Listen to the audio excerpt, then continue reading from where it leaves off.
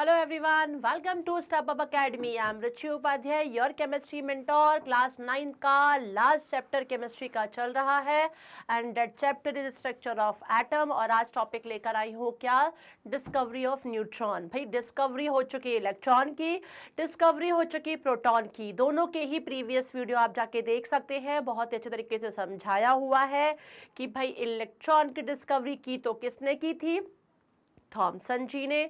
किस तरीके से उन्होंने बताया, प्रोटॉन की ई गोल्डस्टीन जी ने की थी। तो उन्होंने क्या बताया, इलेक्ट्रॉन को देखने के बाद उन्होंने प्रोटॉन में क्या बात खास देखी। और जब इलेक्ट्रॉन प्रोटॉन के बारे में पता चल गया तो फिर बात आई किसकी, न्यूट्रॉन की। और न्यूट्रॉन के बारे में किसने बताया, जेम्स चैडविक जी ने बताया। तो अब हम स्टार्ट करेंगे आज किनके बारे में, जेम्स चैडविक जी ने बताया था न्यूट्रॉन के बारे में। तो डिस्कवरी ऑफ न्यूट्रॉन पढ़ेंगे, बहुत छोटा सा टॉपिक है, बस समझने की जरूरत है आपको, ठीक है। क्योंकि ये भी इंपॉर्टेंट है कि आपको पता अच्छे तरीके से होना चाहिए कि ये कब हुआ था और ये न्यूट्रॉन होता कैसे है। तो यहाँ पे देखिए लिखा है, इन 1932 James Chadwick observed that when beryllium was exposed particles different kind of particle were emitted. कई तरीके के पार्टिकल क्या हुए, एमिट हुए। जब उन्होंने देखा किस पे, स्पेशली बेरिलियम के ऊपर देखा। जब उन्होंने देखा तो क्या देखा, these particle had about the same mass. जब वो पार्टिकल था उसका ना प्रोटॉन जो मास था वो सेम था एज प्रोटॉन, ठीक है ना। और दूसरी चीज उन्होंने देखी कि उसके ऊपर कोई चार्ज नहीं था। मतलब उन्हें क्या देखा, बेरिलियम के ऊपर जब उन्होंने देखा कि जब वो बहुत सारे particles, different kind of particles क्या होता है, एमिट होते हैं, उन्होंने देखा कि ऐसा भी पार्टिकल था जिसका मास प्रोटॉन के मास के बराबर था और जिसके ऊपर कोई चार्ज नहीं था। मतलब हमें ये पता था कि प्रोटॉन के ऊपर चार्ज क्या है, पॉजिटिव है ना, इलेक्ट्रॉन के ऊपर चार्ज क्या है, नेगेटिव। लेकिन उन्होंने क्या देखा कि ये एक ऐसा पार्टिकल था जिसके ऊपर चार्ज बिल्कुल भी नहीं था।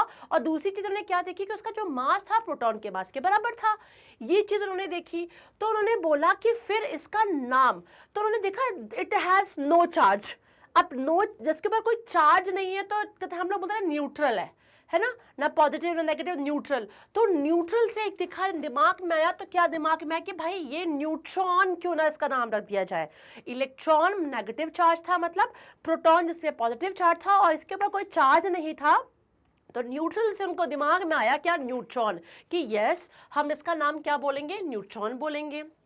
अब ये जो था वो कैसा था, these were present in the nucleus. ये भी कहाँ था, जहां पर प्रोटॉन था, जहां पर प्रोटॉन था। प्रोटॉन कहाँ पे था, न्यूक्लियस में था एटम के।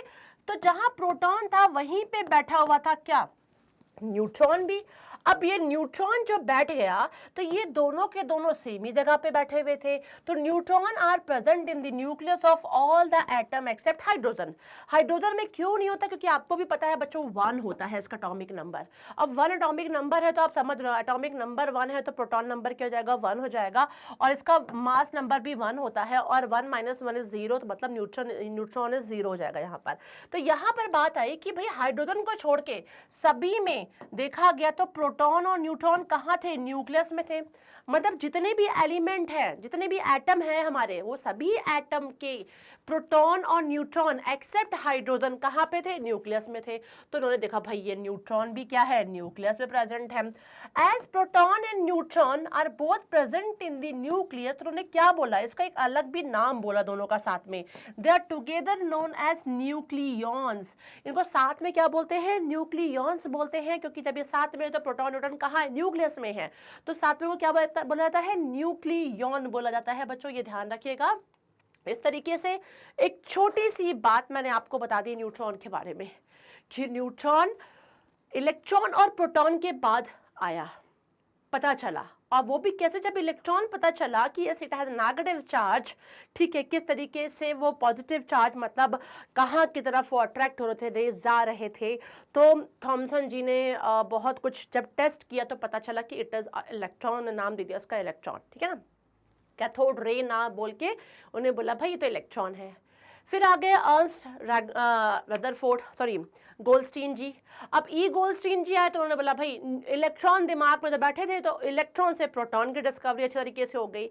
ये दोनों आने के बाद हमारे चैडविक जी को बहुत ही, मतलब ज़्यादा टाइम नहीं लगा, टाइम ऐसा नहीं बोलेंगे, देखा जाए तो दोनों में, तीनों में कहीं ना कहीं 10-10 ईयर का डिफरेंस है, और कहीं ना कहीं टीचर स्टूडेंट वाली कहानी है ये, इसके बारे में भी बहुत लंबे में चर्चा करेंगे कभी आपसे।